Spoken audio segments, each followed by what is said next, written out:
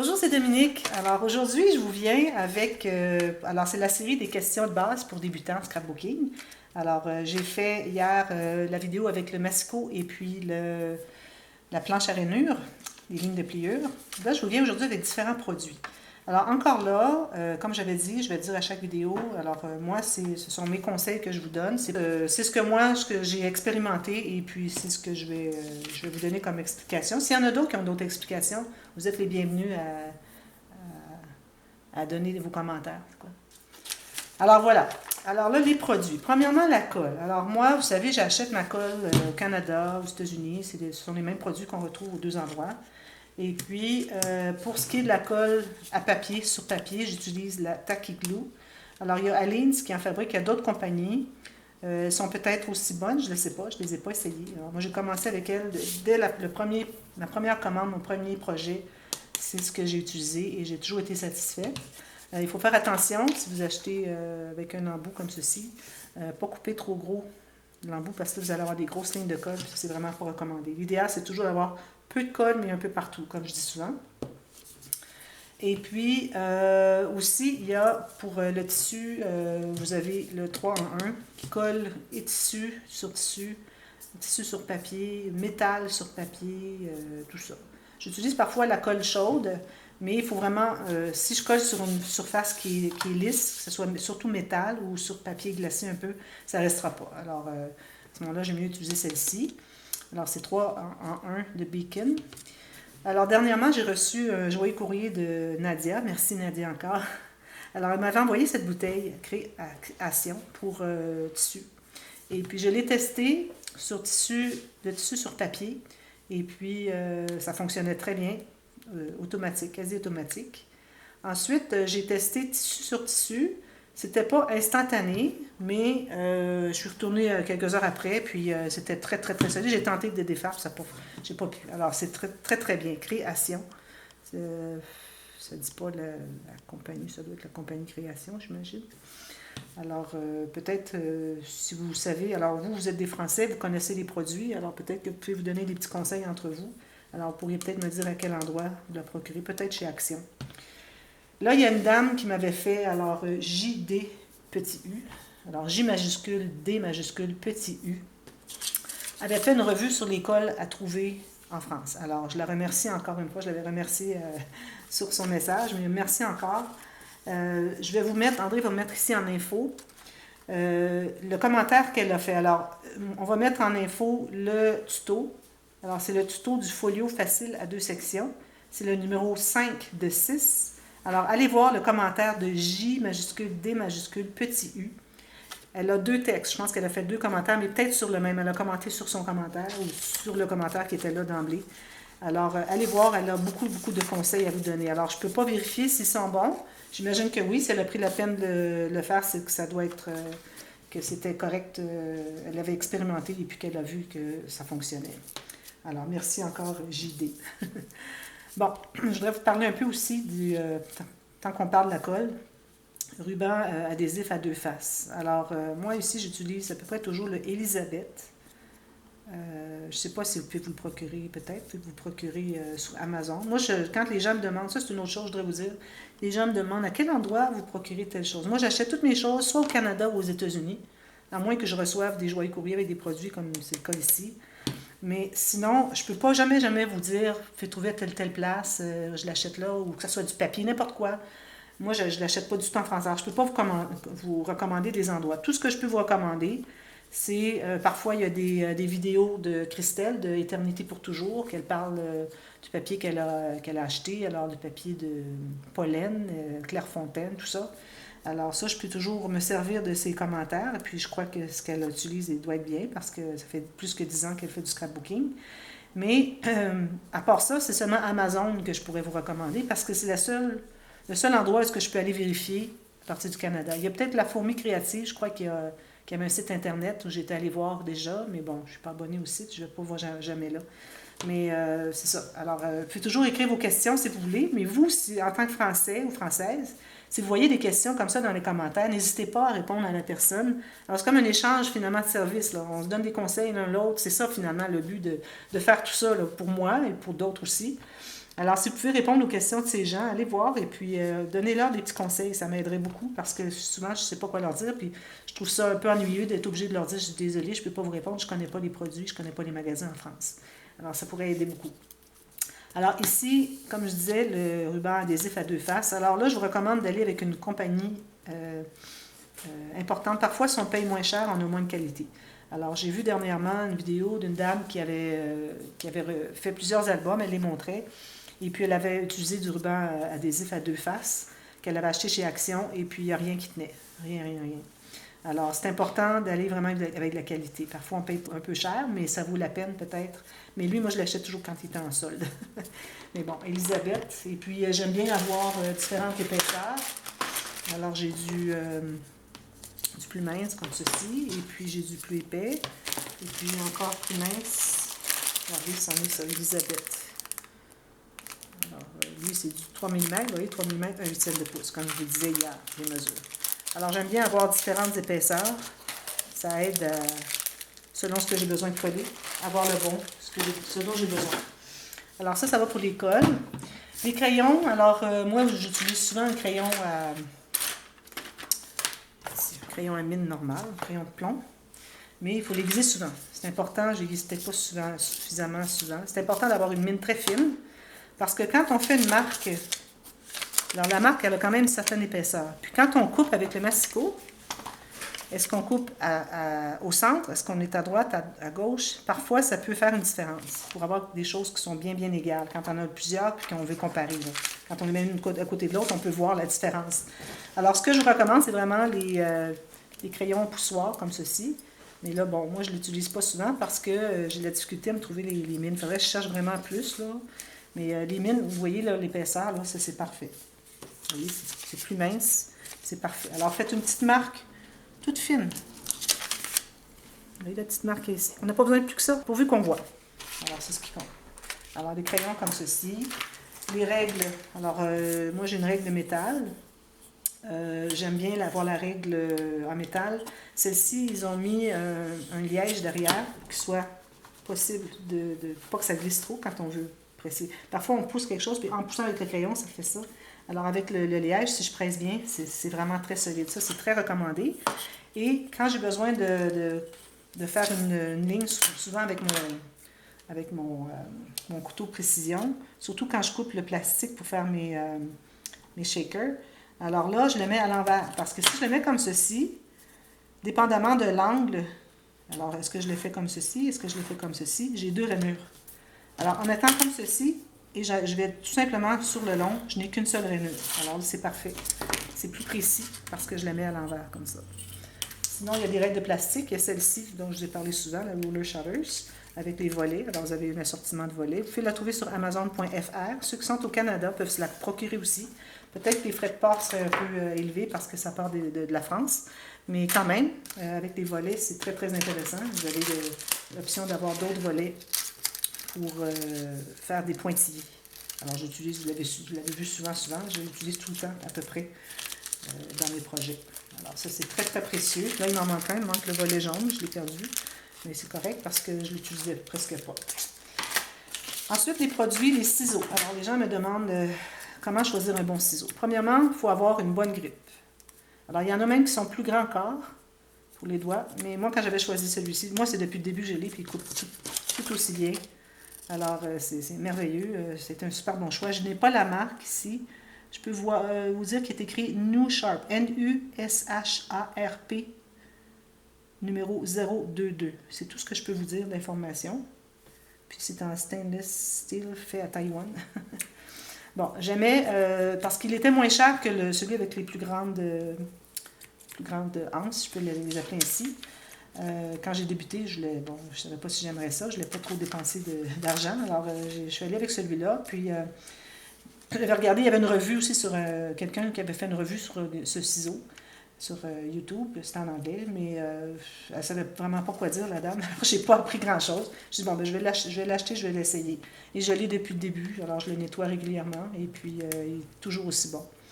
Alors, un ciseau pour avoir un ciseau de qualité, premièrement, juste une petite parenthèse, celui qui a des grandes anses comme ceci, il y a Tim Holtz qui en fait un. Mais attention, si vous avez possibilité de l'essayer puis le déballer, si vous allez au magasin et c'est possible de le déballer puis de le remballer, vous faites un test. Apportez-vous un bout de papier quand vous magasinez pour un ciseau.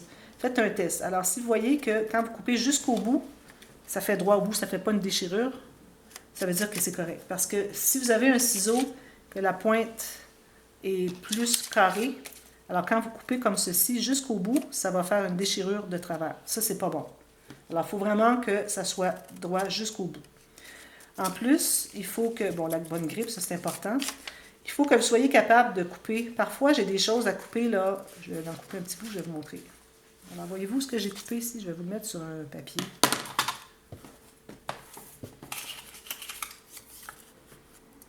Je ne sais pas si vous voyez, regardez comment est-ce que c'est mince. Je pourrais couper un micron facilement avec ce ciseau-là. Parfois, j'ai des petites choses à ajuster parce que moi, vous savez, je suis très... moi, il faut que ça soit vraiment droit, là.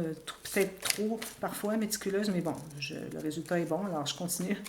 Mais parfois, j'ai vraiment un tout petit peu comme ceci à faire. J'ai des petits morceaux, là, fins, comme ça se pourrait pas, là. C'est vraiment, vraiment... Il faut que vous soyez capable de couper petit, fin, et facile, qui s'agrippe bien, qui ne va pas tout le temps glisser, qui est capable de s'agripper dans le papier. Aussi, si je veux couper quelque chose qui est très épais, si je veux couper ceci, je n'oserais pas le couper, mais je pense que je vais en couper un petit bout. Regardez comment est-ce qu'il coupe bien. Je coupe tout ce que je veux. Si je veux couper d'aimants, j'ai des plaques d'aimants, j'en ai pas avec moi ici. J'ai des plaques aimantées pour faire des aimants, mettre sur le frigo, je recouvre de papier, de cartonnette et de papier déco avec des fleurs, tout ça, puis je mets ça sur le frigo, ça fait trop mignon avec la petite pince pour mettre une petite note, un rendez-vous de médecin, etc. Alors, je peux couper ça facilement. Je peux couper du carton. Comme ceci, sans problème. Voyez-vous? Alors, vraiment, celui-là, il est fameux. Alors, faites des tests avant de choisir. Idéalement, un test en magasin. Alors, sinon, vous achetez en ligne. Si vous n'aimez pas, vous retournez. Mais il faut vraiment l'essayer pour voir ce qu'on fait. Ensuite, qu'est-ce que j'ai comme produit? Alors, ciseaux. Quelqu'un me demande comment coller les photos. Alors, quand vous avez des photos, je vais prendre une pour un exemple ici. J'ai une petite photo ici. Mon fils, il y avait un an et demi. Alors, coller les photos, vous pouvez utiliser, vous savez, les petits carrés que vous collez et ensuite vous pelez. Et puis vous le placez. Et puis, moi, j'en avais acheté une fois pour un album. Et puis, c'était possible il n'était pas permanent au moment que vous le colliez. Vous avez du temps d'erreur, du temps de pouvoir le bouger. Alors, vous décollez et puis vous replacez plus droit. Et puis là, si vous ne touchez pas, ça va devenir permanent avec le temps. Alors, il y a ça qui existe. J'ai fait un petit album justement à mon fils, des photos de bébé dernièrement. J'ai utilisé un des albums que j'avais. J'ai collé des photos à l'intérieur. J'ai utilisé la Tacky Glue. D'après moi, ça devrait être correct. Idéalement, je pense que si vous avez avec sans acide et sans lignine, je ne sais pas comment est-ce qu'on appelle ça en français. Ils disent en anglais acid free, linen free. Je crois que c'est mieux pour garder pour pas que les photos se décolorent avec le temps, pour pas que la colle passe au travers, je sais pas. Alors c'est ça. Comment est-ce qu'on pose nos photos? Vous allez avec les espaces comme ici. Celle-là, je pourrais aller comme ça, mais je crois que je vais aller comme ceci. Puis ça fait, on voit le papier design autour. Puis vous pouvez coller sur le papier design, ça c'est une autre question de la même personne, je crois. C'est pas un problème. Moi, souvent, je fais des espaces photo papier design. Parfois, j'ai un papier design et puis j'ai mis un espace photo en papier uni. Et comme j'expliquais dernièrement, mais je crois que vous ne l'avez pas entendu, ça va venir bientôt au mois de janvier ou février. Quand même que j'ai délimité un espace photo. Si ma photo est plus petite, tant mieux, j'aurai un espace pour faire un journaling en haut. Si elle est plus grande, on peut dépasser. Alors, j'ai mon carré ici de papier design. J'ai mon espace photo qui vient ici, qui dépasse un peu, puis une petite incrustation. Mais ma photo, si elle est plus grande, puis je veux vraiment la mettre sur cette page-là, elle va aller là. Puis si elle est plus grande, mais qu'elle n'est pas aussi haute, il y a encore un espace pour faire un journaling. Alors, vous pouvez faire n'importe quoi. Vous placez vos photos comme vous voulez. Et puis, moi, j'aime bien, comme là, d'ailleurs, je vais vous montrer rapidement. J'ai un album à faire. Alors, ça, je vais vous faire une vidéo sur comment décider de nos pages selon nos photos. Alors, j'ai tout séparé. C'est un album, je vais faire un album d'enfance à mon fils. Alors, toutes les catégories, j'ai tout séparé. J'ai mis le nombre de photos que j'ai. Alors, avec ça, je vais pouvoir décider, etc., les interactions. Mais ça, je vais vous revenir avec un tuto sur ça. C'est la première fois que je vais faire un album à partir de photos. Puis je crois que c'est important parce que plusieurs personnes ont des photos puis ils veulent faire un album, ils veulent savoir lequel qui est approprié. Alors peut-être qu'il y aura des petits conseils pour vous qui seraient utiles à ce moment-là. Alors c'est ça, les photos. Vous pouvez aussi avoir les petits coins. Vous savez, les petits coins photos. Alors ce que vous faites, puis ils sont collants derrière. Alors ce que vous faites, c'est que vous les mettez sur les coins de photos. Vous enlevez derrière le petit collant. Vous le tenez bien serré, et puis là, vous allez l'appliquer. Et puis, vous allez pouvoir enlever la photo et la remettre. Moi, j'ai un album que j'ai fait comme ça. C'est le seul album, d'ailleurs, un des 2 albums que j'ai de André et moi. Alors, c'est ce que j'ai fait. J'ai placé les coins sur la photo. J'ai pelé derrière. Je me suis assuré qu'ils étaient bien dans leur position. Et puis, j'ai collé les coins. Alors là, si je veux enlever la photo, je peux. Je peux avoir le papier design derrière. Supposons qu'il y avait un gâteau de mariage. Et puis j'ai mis une photo du gâteau. Mais le gâteau de mariage était sur le papier design et j'avais une photo du gâteau de mariage. Alors, je n'ai pas hésité à le mettre par-dessus avec les petits coins. Si jamais je veux voir le papier design, je n'ai qu'à enlever la photo, je vois, ah, le beau papier design, il est beau ce dessin. Là, je remets ma photo. Alors, ça, c'est une autre façon de faire. Et puis, peut-être du ruban adhésif à 2 faces que vous pourriez utiliser aussi pour des petits coins. Puis, peut-être en ajouter au coin. Si elle est trop longue, la photo, peut-être 1 ou 2 au centre. Ça peut vous aider aussi à ce que ça soit plus solide. Alors ça, je ne peux pas vous commenter plus que ça sur comment coller les photos parce que, comme je dis, je l'ai fait avec les petits coins. Puis je ne pense pas le faire avec lui. Celui que j'ai fait dernièrement, j'ai utilisé un taquido. C'était peut-être pas la meilleure chose à faire. Je ne peux pas vous recommander de le faire. Je ne sais pas à long terme qu'est-ce que ça va faire. Mais d'après moi, ça devrait être correct. Si on l'utilise pour le papier, puis tout le monde utilise ça pour le papier décor, comme vous dites, ou le papier design, ça doit être correct pour les photos aussi. Ensuite, enlever les traces de colle. Alors là, supposons que j'ai un petit morceau comme ceci que je veux coller. J'aurais pu garder de la colle plus proche. Hein. Comme celle-ci, elle était déjà couchée. Moi, je garde toujours ma bouteille de colle comme ceci. Parce que si vous la remettez droite à chaque fois, la colle redescend. Et là, vous arrivez comme ça, il faut attendre toute qu'elle redescende vers le bout. Alors, tant qu'elle n'est pas trop pleine, que ça ne dégoûte pas, parce que si elle est toute pleine, ça va probablement dégoûter. Alors, comme ça, j'ai toujours ma colle proche. Sauf que là, je l'ai bouché un petit peu peut-être. Bon. Alors, supposons que je mets ma colle ici. Alors, je dis toujours d'en mettre peu, mais un peu partout. Mais supposons que vous en avez une goutte qui est un peu trop grosse ici, par erreur, puis vous avez oublié de l'enlever, de la répartir, de l'épandre un peu partout. Puis là, vous arrivez pour coller. Puis là, vous avez de la colle qui dépasse. Là, il y en a beaucoup parce que j'en ai vraiment exagéré. Alors, moi, ce que je vous recommande de faire, allez avec un ongle. C'est bien de toujours avoir un peu d'ongle. Alors, vous allez remarquer, j'ai toujours un peu d'ongle, un peu de longueur d'ongle sur mes doigts. Alors là, je vais arriver avec mon ongle. Puis, je vais aller comme ceci, le long de mon papier, je l'enlève. J'enlève l'excédent comme ceci. Même chose comme ceci. J'enlève comme ceci. Je prends un autre. Là. Si j'ai déjà de la colle, je ne vais pas aller retourner avec parce que je vais aller remettre la colle que je viens d'enlever. Alors, on enlève comme ceci. Et voilà. Là, je vais vous parler d'un produit. Je l'ai commandé, je ne l'ai pas reçu encore, mais j'ai vu des revues, des gens qui ont fait des revues sur ce produit. Xyron. X-Y-R-O-N. Adhesive Remover. Alors, c'est pour enlever, que ce soit du ruban adhésif à 2 faces que vous avez décidé de changer de position, puis là, vous voulez l'enlever, vous êtes trompé, il ne fallait pas l'enlever. Avec la petite éponge, vous allez être capable d'enlever. Et puis, j'ai vu aussi que ça enlevait la colle. C'est pour ça que je l'ai commandé, moi, parce que c'est rare, j'utilise le ruban adhésif à 2 faces. Alors, je pense qu'ici, dans mon cas, qu'elle soit sèche ou qu'elle soit humide, on peut l'enlever avec la petite éponge Xyron. X-Y-R-O-N. Alors ça, je vais faire des tests, puis je vais vous en parler plus tard, parce que là, je ne l'ai pas reçu. Et puis, je voudrais voir qu'est-ce que ça fait. Mais d'après ce que je vois sur YouTube, ça fonctionnerait très bien. Et puis aussi, quand vous avez, si vous n'avez pas d'ongles, alors vous pouvez toujours utiliser votre je ne sais pas si vous appelez ça un cutter, ou moi j'appelle ça un couteau à précision. Et puis la mienne, la pointe est cassée, puis je trouve ça très très utile parce que je peux aller gratter plus facilement, enlever l'excédent. Alors je vais tout le long de mon papier comme ceci. Alors il n'y en reste pas de colle, puis je ne me piquerai pas parce qu'il n'est pas pointu. Alors, je vais même en casser une par exprès, juste un millimètre au bout, juste la pointe. Et puis, une autre chose que je voulais parler aussi, c'est que le ruban adhésif, quand je vous en ai parlé tout à l'heure, j'ai oublié de dire que moi, je me sers très rarement de ça. Je m'en sers si, supposons, j'ai un système de reliure et je dois, avec le gousset, vous savez, parfois, je fais comme ceci, pour faire le système, je ne sais pas si vous l'appelez le système en U ou quoi que ce soit, accordéon. Alors là, je vais l'utiliser peut-être pour le mettre ici parce que c'est plus rapide. Surtout quand je fais des vidéos, je veux que ça soit rapide, avoir le temps de terminer. Si je mets ma colle liquide, le temps que ça prenne, ça prend du temps, etc. Alors je l'aime l'utiliser dans ce temps-là ou pour mettre mes aimants. Alors quand je veux coller mes aimants, il faudrait que j'utilise cette colle, ça prend du temps à prendre, tandis que celle-ci est instantanée. Puis ça va être, de toute façon, elle va être couverte de papier design ou de photos. Si vous ne voulez pas mettre d'autres papiers design, mettez la photo sur l'aimant. Et puis ça va se trouver à cacher. Puis l'aimant, il ne se défera pas parce qu'il va être pris en sandwich entre les deux.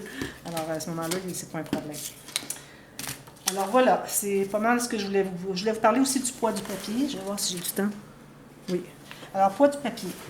On me demande toujours quel est le poids de papier que j'utilise pour faire mes albums. Alors, j'utilise toujours 210 à 230.